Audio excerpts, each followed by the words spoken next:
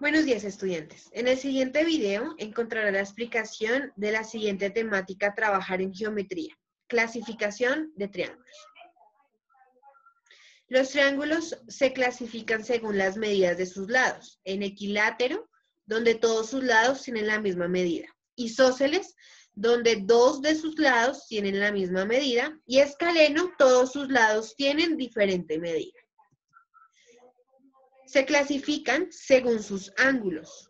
Acutángulo, todos sus ángulos son agudos. Obtusángulo, tiene un ángulo obtuso y dos ángulos agudos.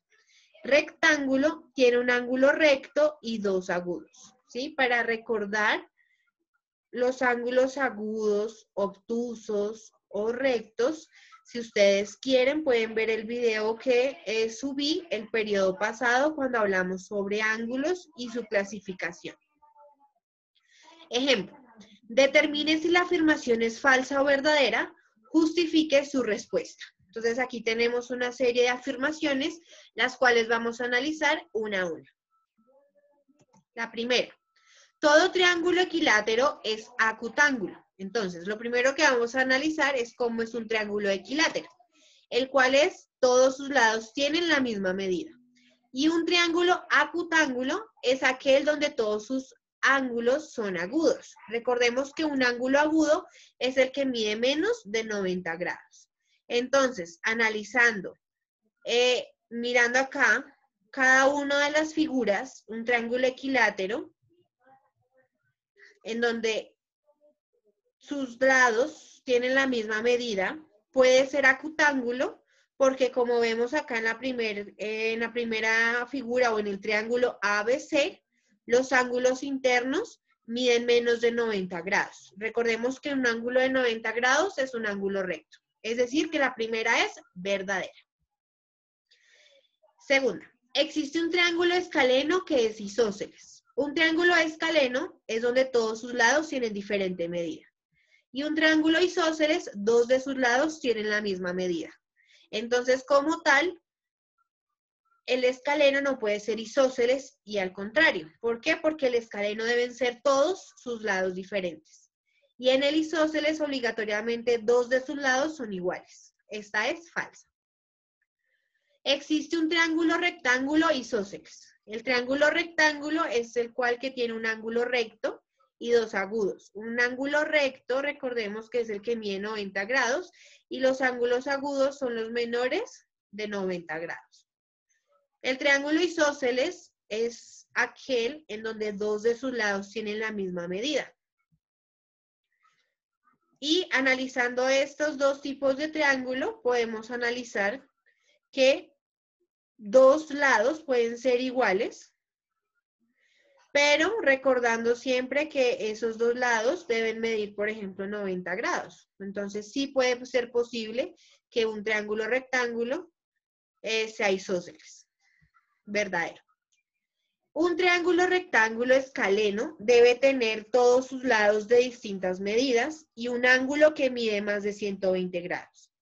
Entonces, un triángulo rectángulo tiene un ángulo recto y dos agudos. Entonces, automáticamente recordamos que un ángulo recto es de 90 y ángulos agudos son menos de 90. Entonces, no puede haber un ángulo que mida más de 120 grados. Por lo tanto, es falso, pero vamos a analizar toda la oración completa. El triángulo escaleno es donde todos sus lados tienen diferente medida. Entonces, un triángulo rectángulo puede ser escaleno, pero como ya lo habíamos hablado ahorita, no puede tener un ángulo mayor de 120 grados. ¿Por qué? Porque el triángulo rectángulo tiene un ángulo recto y un ángulo agudo. Entonces, por lo tanto, esta es falsa. Y por último, un triángulo se puede construir solo si se conocen las medidas de sus tres lados. Si recordamos el pasado video, que era propiedades de los triángulos, recordamos la tercera propiedad ahorita. Sí podemos construir un triángulo sabiendo las medidas de tres lados, ya que recordemos la definición de triángulo, el cual es un segmento en el espacio donde está delimitada por tres rectas. Entonces, como tal, la propiedad nos va a indicar que la medida de cada uno de los lados es menor que la suma de las medidas de los otros dos lados. Entonces recordemos que esta propiedad nos indicaba que al sumar dos lados en un triángulo nos daba mayor que la medida del tercer lado. Entonces, si seguimos esta propiedad, es posible construir un triángulo solamente conociendo las medidas de sus lados. Por lo tanto, esta afirmación es verdadera. Ahora, vamos a analizar un poco más a fondo el triángulo rectángulo para analizar o explicar el teorema de Pitágoras. El triángulo rectángulo es el que tiene un ángulo recto, es decir, un ángulo que mide 90 grados. En todo triángulo rectángulo, los lados que forman el ángulo recto se llaman catetos y el lado opuesto del ángulo recto se llama hipotenusa. En este caso, en este triangulito que observamos en pantalla, vemos que A y B son los catetos porque son los lados del triángulo que nacen en el ángulo recto. Y el lado opuesto, el que está enfrente del ángulo de 90 grados, que en este caso se llama lado C, se llama hipotenusa. El teorema de Pitágoras nos indica, en todo triángulo rectángulo, el cuadrado de la longitud de la hipotenusa es igual a la suma de los cuadrados de las longitudes de los catetos. Eso se resume en esta fórmula. C al cuadrado es igual a A al cuadrado más B al cuadrado. Tanto C, A y B es la medida de los lados de un triángulo rectángulo. Entonces observamos que A y B son los catetos y C es la hipotenusa. Tenemos este ejemplo. Hallar la altura H del árbol. Nos dan estas dos medidas del triángulo rectángulo. Nos dan la hipotenusa, que es igual a 45 metros. Nos dan uno de sus catetos, que es 36 metros, y nos preguntan el cateto que corresponde a la altura, en este caso del árbol. Vamos a sacar los datos del ejercicio correspondientes o relacionados a la ecuación del teorema de Pitágoras. Recordemos acá el triangulito de Pitágoras para ir analizando cuánto valdría A, cuánto valdría C y cuánto valdría C y B. Entonces, A, como vemos acá en la figura, es H, es la altura del árbol, la cual es desconocida. B es este cateto que mide 36 metros. Y C es la hipotenusa que mide 45 metros. Entonces, teniendo en cuenta la ecuación original del triángulo de Pitágoras, vamos a despejar uno de sus catetos, que en este caso es A al cuadrado. Para despejarlo, simplemente uno de sus catetos, el que en este caso B, pasa al otro lado a restar. Organizando la ecuación, me queda A al cuadrado es igual a C al cuadrado menos B al cuadrado. Entonces aquí para confirmar y para reafirmar más bien, tenemos que para calcular la hipotenusa al cuadrado de un triángulo rectángulo es la resta de los catetos cada uno al cuadrado. Reemplazando por los valores que tengo en la imagen, C es la hipotenusa, 45 metros, B es el cateto que sí conozco, 36 metros.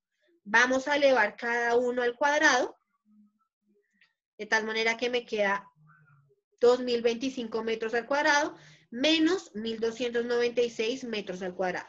Hago la respectiva resta, de tal manera que me queda 729 metros al cuadrado. Como podemos observar, lo que acabamos de calcular es el cuadrado del cateto desconocido. Para quitar o para poder calcular el cateto sin elevarlo al cuadrado, debo sacar raíz cuadrada a ambos lados de la ecuación. Al sacar la raíz cuadrada a ambos lados de la ecuación, puedo quitar este cuadrado interno o esta elevación o esta potencia que hay interna de la raíz cuadrada. Y a este lado me quedaría la raíz cuadrada del número, que sería la raíz cuadrada de 729. Recordemos que una raíz cuadrada es encontrar dos números, o un número más bien, que al multiplicarse por sí mismo de la cantidad que está por dentro de la raíz. En este caso, 27 por 27 es 729. Entonces, la raíz cuadrada de 729 es 27. Por lo tanto, el cateto, que es la incógnita o el desconocido, es 27 metros. Aquí tenemos un ejemplo claro, analizado paso a paso de cómo desarrollar o aplicar el teorema de Pitágoras. Muchísimas gracias por ver todo el video. Espero hayan tomado los apuntes necesarios para el desarrollo de los ejercicios prácticos que dejaré en Google Classroom. Vamos a analizar o vamos a aplicar también el teorema de Pitágoras en diferentes formas, es decir, que vamos a analizarlo cómo variará si ahora la incógnita, por ejemplo, es la hipotenusa. En otro ejercicio habrá, el otro cateto será la hipotenusa. Vamos a ir cambiando la hipotenusa del lado del triángulo, de tal manera que podemos aplicarlo de diferentes formas y poder como tal familiarizarnos con este concepto, con este término, con esta ecuación. También vamos a analizar o vamos a construir triángulos a medida de unas indicaciones en donde nos dicen cómo es el triángulo según su clasificación. Entonces, si es por la medida de sus lados o por la medida de sus ángulos internos. Entonces, espero que este video haya sido suficiente para desarrollar estos ejercicios prácticos que encontrarán en Google Classroom, pero de todas maneras recuerden que el aprendizaje es autónomo. Eso quiere decir que depende tanto de su responsabilidad, también les aconsejo pues buscar, si ojalá tienen libros en casa, pues abordar un poco más profundo este tema. También pueden preguntarme en Google Classroom, dejarme algunos comentarios, preguntas, inquietudes. La idea es que podamos aprender entre todos, podamos construir un aprendizaje colaborativo y pues asimismo podamos como evidenciar que realmente el proceso se esté llevando correctamente. Muchísimas gracias, que tengan un buen día y nos estaremos viendo y comunicando pronto. Hasta luego, que estén muy bien.